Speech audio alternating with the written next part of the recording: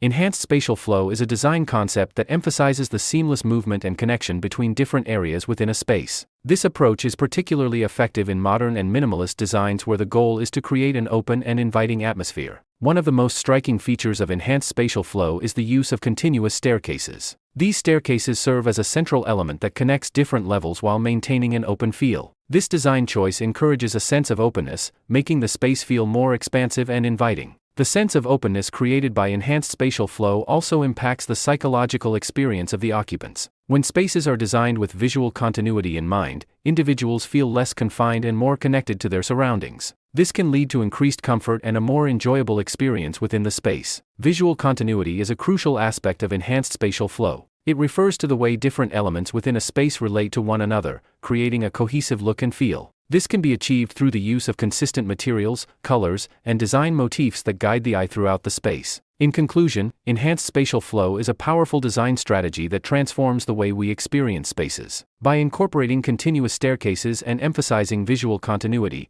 designers can create environments that feel larger, more open, and more inviting. And as always, thanks for watching, and remember, measuring twice and cutting once is great advice, unless you measured wrong twice. If you've been there before, hit that like button and subscribe for more tips on how to hopefully get it right the first time.